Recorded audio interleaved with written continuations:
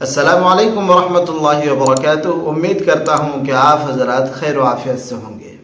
मुझे आप हज़रात जानते ही हैं, मैं मंजूर आलम कासमी दुबई से बात कर रहा हूँ, आप हज़रात के सामने मुखातब हूँ। देखिए, सबसे पूछे जाने वाले सवाल यहाँ रहकर हमारे इंडियन कुर्रा हज़रात की या उलमा की, इसी तरह पाकिस्तानी भाइयों की, बांग्लादेश के रहने वाले भाइयों की सवाल ये होता है कि कारी साहब, दुबई में इमामत कैसे मिल सकती है, इमामत की नौकरी कैसे मिल सकती है। देखिए, सबसे पहले मैं आपको अपने बारे में बताता हूँ कि देखिए, मैं जो इमामत करता हूँ, मैं यहाँ के सरकारी इमाम नहीं हूँ, औकाफ में नहीं हूँ, मैं एक प्राइवेट कंपनी में हूँ। आप हज़रात को मालूम है कि अजमल परफ्यूम्स दुनिया में बहुत मशहूर एक बड़ी कंपनी है इतर और परफ्यूम्स की।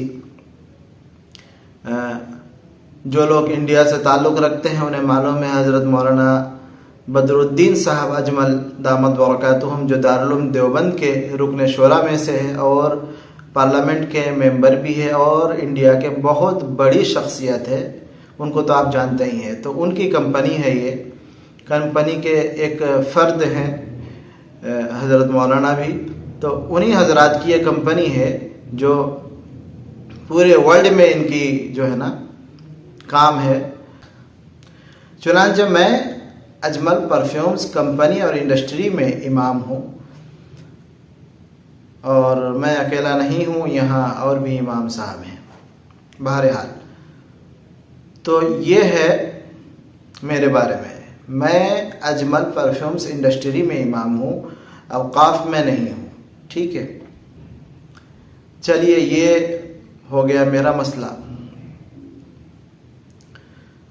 दूसरी बात, देखिए, इधर जो मस्जिदें होती हैं, गल्फ कंट्री में जो मस्जिदें होती हैं वो सरकारी होती है। उनके जो इमाम होते हैं उनको सरकार की जानिब से सैलरी दी जाती है, तनख्वाह दी जाती है। ठीक है, तो यहाँ के इमाम होना कोई आसान बात नहीं है। हमारे इल्म में बहुत सारे ऐसे हजरात हैं जो इंडिया से ताल्लुक़ रखते हैं, दुबई में भी इमाम हैं।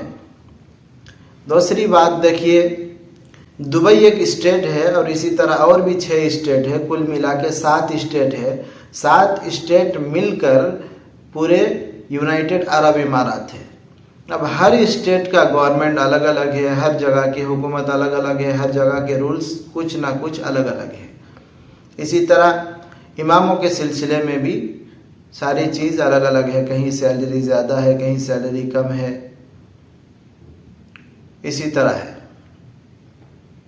चुनांचे दुबई चूँकि मशहूर है इसीलिए दुबई का नाम लिया जाता है। दुबई बोल के कोई शारजा में रहते हैं, कोई अलाइन में रहते हैं, कोई अबू धाबी में रहते हैं, कोई अजमान में रहते हैं, कोई रासल खिमा में रहते हैं, कोई उम्मुल कुइन में रहते हैं, इसी तरह कोई और जगह रहते हैं। तो लेकिन हर कोई दुबई बोलते हैं, इसीलिए कि दुबई मशहूर है।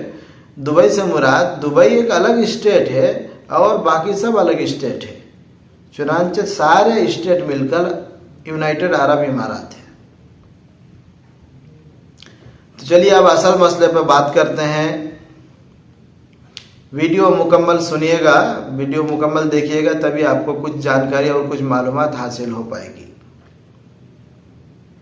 देखिए, अव्वलन आपको अगर यहाँ इमामत करनी है सरकारी मस्जिदों में, सबसे पहले आपको इस चीज़ की तलाश में और जुस्तजू में रहना पड़ेगा कि देखिए, बहुत मर्तबा इधर के औकाफ के लोग जाते हैं इंडिया वगैरह में, ठीक है, इमाम के सिलेक्शन के लिए। दूसरे मुल्कों में भी जाते हैं और बाकायदा वहाँ इम्तिहान होता है। चुनांचे आप हजरात कतर वगैरह के भी बहुत सारे इम्तिहानात देखे हैं, तो वहाँ इंटरव्यू होता है और इंटरव्यू में जो पास करते हैं उन्हें ये लोग लेकर आते हैं और अपनी जगह दे देते हैं। ठीक है, एक सूरत तो ये है जो आपके लिए आसान है। दूसरी सूरत ये है कि आपको खुद का वीज़ा लेके आना पड़ेगा इधर।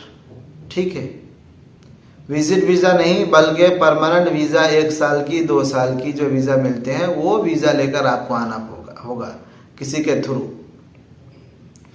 आने के बाद आपको अपना कोई बहुत सारे लोग यहाँ ट्यूशन वगैरह कराते हैं, मुख्तलिफ जगह में रहते हैं, ठीक है। अब आने के बाद आप चाहे कुछ भी करें, क्योंकि डायरेक्ट तो आपको इमामत मिलेगी नहीं, तो आपको जाना पड़ेगा औकाफ में। दुबई का औकाफ में जाए आप, शारजाह के औकाफ में जाए या अबू धाबी का औकाफ में जाए, कहीं भी जाए, और कोई ज़रूरी नहीं है कि औकाफ में जाने के बाद आपका फ़ौरन इम्तिहान ले लिया जाए, आपको वापस भी कर सकते हैं, लेकिन जो है ना खबर लेके जाना होगा कि इम्तिहानात चल रहे हैं कि नहीं। चुनांचे मेरे एक तजुर्बा बताता हूँ आपको ताकि आपको फ़ायदा हो जाए। देखिए, सबसे पहले तो आपका कुरान बेहतरीन होना चाहिए, बेहतरीन कुरान पढ़ने वाले हो आप, ठीक है। आवाज़ अच्छी तो होनी चाहिए, आवाज़ के पागल होते हैं अरब। साथ में जो है ना कुछ चीज़ें अरब के तिलावत में और हमारे इंडिया की तिलावत में फ़र्क है। वो ये है कि ख़ास करके दौद को इधर जो है ना वो दाल की तरह पढ़ा जाता है, जैसे पुर दाल पढ़ते हैं वैसे ही पढ़ते हैं। आप देख सकते हैं इधर के कारियों की तिलावत सुन सकते हैं। तो इस पर आपको ध्यान देना है कि इनके सामने पढ़ने से आपको दौद को पूरे बहुत ज़्यादा मोटे पढ़ने हैं, और ताकि जो पुर दाल की तरह लगे वैसे। यहाँ देख सकते हैं आप, बार बार सुन सकते हैं। इस बारे में मैं ज़्यादा कलाम नहीं करना चाहता हूँ। दूसरी बात, नून साकिन का जो कायदा है वो आपको मालूम है, हमारे इंडिया वगैरह में जो पढ़े जाते हैं, इसके बाद अगर पुर हर्फ हो तो हम इख्फा को पुर नहीं करते, लेकिन अरब ममालिक में इख्फा के हर्फ अगर पुर हो नून साकिन के बाद तो इख्फा को भी पुर किया जाता है, इख्फा को भी पुर करके पढ़ा जाता है। लेकिन हमारे इंडिया में, पाकिस्तान में ये नहीं है। बांग्लादेश में अलबत्ता बहुत ज़्यादा काम है कुरान पर, तो वो लोग इसको फॉलो करते हैं और ऐसे करते हैं। ध्यान से सुनिएगा कि इख्फा के हर्फ अगर पुर हो नून साकिन के बाद तो उस इख्फा को पुर करके पढ़ा जाता है, बारीक नहीं। जैसे एक अंत, ये जो है ना इख्फा, चूँकि बारीक हरफ है तो बारीक है, लेकिन अगर इसके बाद पुर हरफ है तो उस इख्फा को पुर करके पढ़ा जाएगा। ये अरब के यहाँ मामूल है, ठीक है ना। दूसरी बात, आपका कुरान बेहतरीन होना चाहिए, ठीक है। ये बात, इस बात पर बात हो गई है। अब क्या है, आप जाएंगे, जाने के बाद अगर वो लोग इम्तिहान लेते हैं तो आपको कुरान सुनाने के लिए कहेंगे, और कुरान अगर उनको पसंद आ गया तो आपसे बात करेंगे वो लोग, ठीक है। अव्वल तो देखिए, इंडियन लोगों को, बंगाली लोगों को, इसी तरह पाकिस्तानी लोगों को, ये अरब जो है जल्दी, अभी पहले ज़माने में बहुत सारे इमाम हैं, अभी भी है, पहले ज़माने से जो लोग लग गए हैं, लेकिन फ़िलहाल देखिए ये लोग रिस्पॉन्स नहीं करते ज़्यादा, क्योंकि अरब के लोग ही इतना भरे पड़े हैं। मिस्री लोग, भाई हम मिस्री के सामने कैसे टिक पाएंगे, इतना आसान नहीं है। वो लोग बेहतरीन कुरान पढ़ने वाले हैं, जाहिर सी बात है, हम अजमी हैं और हमारे सामने उनकी तिलावत तो आला दर्जे की होती है। उनकी तिलावत के सामने आप अगर बेहतरीन तिलावत करने वाले ना हो तो आप कुछ भी नहीं है उनके सामने, ठीक है। मगरिब के लोग आ जाते हैं और अरब कंट्रीज़ के मुख्तलिफ जगह से लोग आ जाते हैं। ये कंपटीशन का ज़माना है बहुत ज़्यादा, इनके सामने टिकना बहुत मुश्किल होता है। दूसरी बात, औकाफ के ऑफिसों में मिस्री लोग भर गए हैं, ठीक है। देसी लोग तो इधर के होते हैं, या मिस्री लोग भी होते हैं। कहना तो नहीं चाहिए, एक बात मैं कह देता हूँ कि मिस्र के लोग जो होते हैं ख़ास करके ऑफिस वगैरह में, इसी तरह अरब ख़ास करके आजमियों से बहुत ज़्यादा तासुब करते हैं। तासुब बोले तो हमको कुछ समझते ही नहीं है, समझ रहे हैं ना। आप जाएंगे तो आपको भाव ही नहीं देगा जल्दी से, इल्ला ये कि आपकी तिलावत बेहतरीन हो, आप बेहतरीन पढ़ने वाले हो, आपकी शख्सियत बेहतरीन हो, तो जब आप तिलावत सुनेंगे आपकी तो फिर वो मुतासिर हो के उनको कुछ करना पड़ेगा। लेकिन ये है कि पहले जाएंगे तो आपको भाव नहीं देगा, जल्दी से ये लोग भाव नहीं देते, बहुत ज़्यादा नखरा करते हैं। ऑफिस में जाएंगे तो आपको पता चलेगा, ठीक है। जैसा कि मेरा एक कहानी सुनाता हूँ, मैं बस टेस्ट के लिए गया था ऐसे ही कि चले भाई चलते हैं देखते हैं क्या है। तो शारजा में जाना हुआ था। जाने के बाद उन्होंने पूछा कि बदील इमाम का हम ले रहे हैं, ठीक है।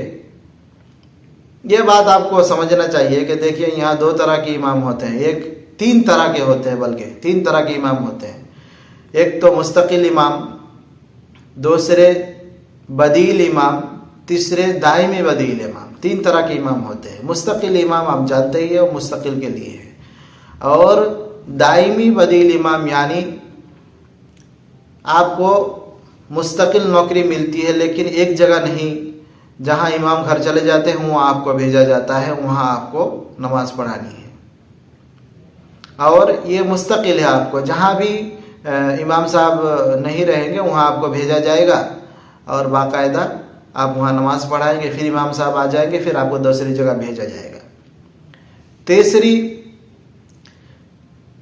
बदील इमाम, ये तो बहुत ही बेकार, ऐसे नौकरी उनके लिए अच्छा है जो कुछ और करते हों साथ में, ठीक है, क्योंकि इनका कोई ठिकाना नहीं होगा और जब इमाम नहीं रहेंगे तभी आपको नमाज पढ़ाने का मौका मिलेगा, सैलरी मिलेगी, और जब इमाम नहीं रहेंगे तो आपको ऐसे ही बैठे रहना होगा, ना सैलरी मिलेगी और ना मस्जिद मिलेगी।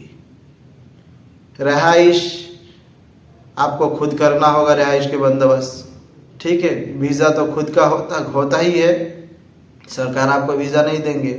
और जब कोई मस्जिद से इमाम घर जाएंगे तो उनकी जगह आपको भेजा जाएगा, और जब कोई मस्जिद खाली नहीं रहेगी तो उस वक्त आप भी खाली हैं, आपको घर बैठना पड़ेगा। तो ये मसला है। चुनांचे मैं गया था और जाने के बाद मैं बोला कि मैं भी इम्तिहान देना चाहता हूँ। तो खैर मुझसे कुरान सुना और कुरान सुनने के बाद मैं आ गया, और आने के बाद आधा घंटे के बाद कॉल किया कि फुला मस्जिद में आपको ज्वाइन करना है। बहरहाल मुझे चूँकि मालूम था, क्योंकि इसमें सैलरी बहुत कम होता है, 2000 दिरहम होता है, इंडियन 40-45 हज़ार के करीब बनता है, ठीक है। और रिहाइश आपकी खुद है, ना रहने की जगह मिलेगी, इसी तरह पूरे आपकी जो है ना खुद का वीज़ा लगाना पड़ेगा। कुल मिला के इतना ज़्यादा फ़ायदा नहीं है। तो मैं तो ऐसे ही टेस्ट के लिए गया था, चूँकि मैं मुस्तकिल एक जगह इमाम हूँ और अल्हम्दुलिल्लाह इज़्ज़त के साथ हूँ। तो मैंने उनको बोला कि नहीं भाई मुझे नहीं आना है, तो मैंने मना कर दिया। तो क्या बता रहा था कि प्रोसेस यही है, लेकिन ये बदील इमाम, मुस्तकिल अगर आपको इमामत करनी है तो एक तरीका मैंने बताया कि इंडिया वगैरह में जाते हैं, वहाँ आप इम्तिहान दें, पास करें तो अलग बात है, आपको डायरेक्ट इमामत मिलेगी। दूसरी बात, यहाँ अगर आप जाएंगे तो आपको डायरेक्ट इमामत मिलना बहुत मुश्किल है, इल्ला है कि वो लोग डायरेक्ट इमाम की मुस्तकिल इमाम का इम्तिहान ले ले तो आपको मिल जाएगी इमामत। वरना क्या होगी, वो अगर उनको पसंद आया तो बदील इमाम के लिए वो लोग रख सकते हैं। और बदील इमाम का हाल मैंने बता दिया।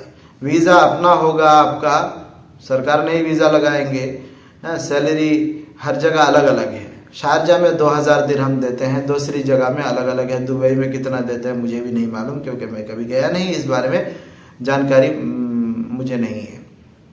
तो हर जगह अलग अलग है, लेकिन यह है कि बदील इमाम में सुकून नहीं है, कभी यहाँ तो कभी वहाँ तो कभी वहाँ, हर जगह अलग अलग आपको दौड़ना पड़ेगा।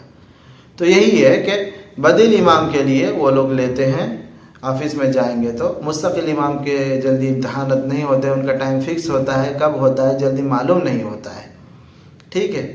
तो कोई अगर बदील इमाम करना चाहे यहाँ आकर तो उसके लिए यही प्रोसेस है कि आपका अपना वीज़ा होना चाहिए, और फिर ऑफिस में जाइए, ऑफिस में जाने के बाद बोलिए कि मेरा इम्तिहान लीजिए। अगर वो लोग इम्तिहान ले लिया, उनको पसंद आ गया, तो आपको बोल देंगे कि फुला टाइम पे आइए, फुला मस्जिद आपको नमाज पढ़ानी है। फिर जब इमाम आ जाएंगे, फिर आपको वहाँ से वो लोग खींच लेंगे, फिर कहीं इमाम नहीं रहेगा वहाँ भेज दिया जाएगा। ऐसे करके ज़िंदगी गुजरेगी। ठीक है, तो उम्मीद करता हूँ कि आप हजरात को ये मालूमात मिली है। अगर वीडियो अच्छी लगी है तो वीडियो को लाइक करें और दूसरे अहबाब को शेयर करें ताकि उनको भी ये मालूमात मिल जाए। आज की वीडियो यहीं तक। अस्सलामु अलैकुम वरहमतुल्लाहि वबरकातुहू।